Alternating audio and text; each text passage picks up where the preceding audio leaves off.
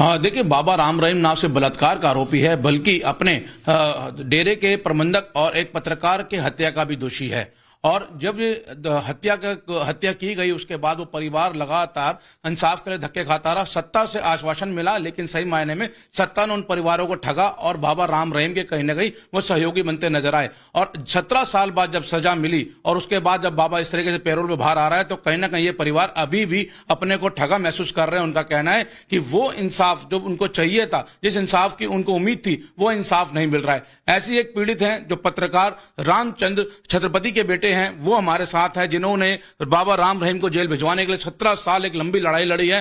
वो हमारे साथ हैं इस वक्त अंशुल छत्रपति।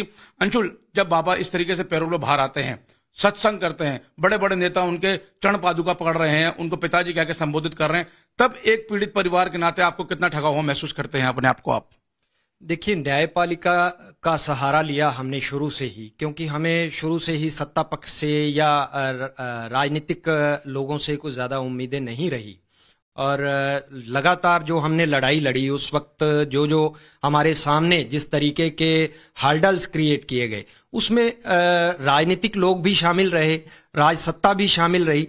तो इसलिए हमें ये समझ आ चुका था कि इन लोगों से हमें ज्यादा उम्मीद नहीं है। ये लोग लगातार डेरा सच्चा सौदा प्रमुख को फेवर कर रहे थे, सपोर्ट कर रहे थे।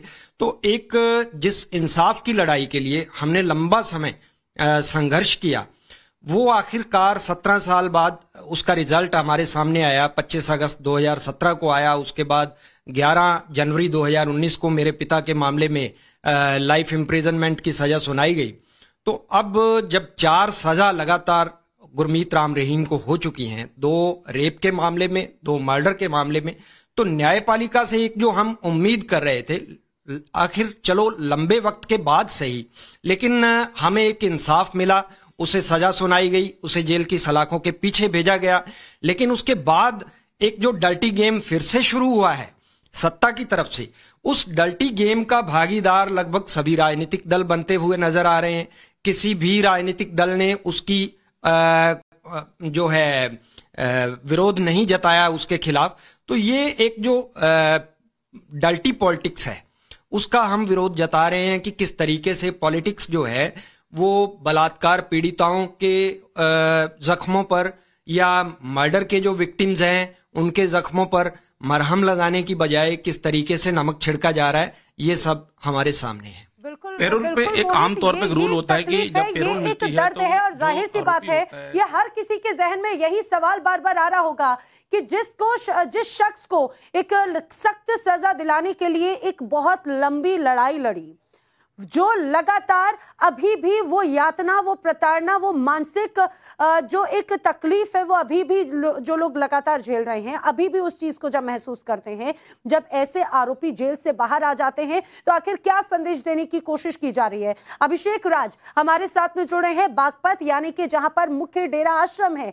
अभिषेक, पिछले कुछ दिनों से हम लगातार देख रहे हैं, पैरोल पर आने के बाद से राम रहीम बागपत के इस आश्रम में भी हैं। यहां पर लोगों की लंबी भीड़ है। आखिर क्या हो रहा है इस आश्रम में?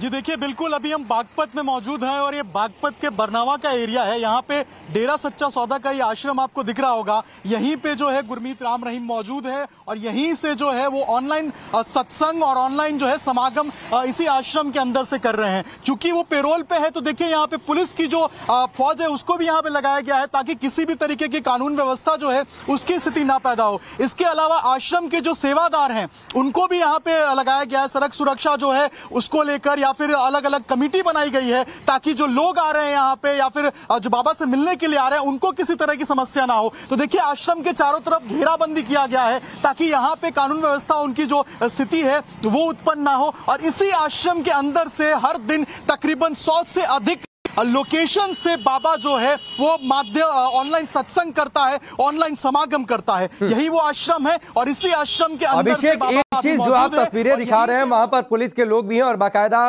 रस्सी से घेर रखा गया है। इस तरीके का वीआईपी ट्रीटमेंट क्यों भाई? एक सजा याफ्ता के लिए जो कि बलात्कार का दोषी है, जो कि मर्डर का दोषी है, जिसे कोर्ट ने सजा दे रखी है, और जो पैरोल पर बाहर आया, और पैरोल पर जब आप बाहर आते हैं तो तमाम बंदिशें होती हैं, उन बंदिशों के बीच में आपको नियमों का पालन करना होता है। उसके बावजूद ये राम रहीम आश्रम में जाता है, बागपत के इस आश्रम में, और वहां पर देखिए किस तरीके का वीआईपी ट्रीटमेंट, सिक्योरिटी। क्यों आखिरकार आपने किसी और शख्स के लिए जो पैरोल पर बाहर आए, कोई मुजरिम, उसके लिए ऐसी वीआईपी इंतजाम आपने देखे हैं?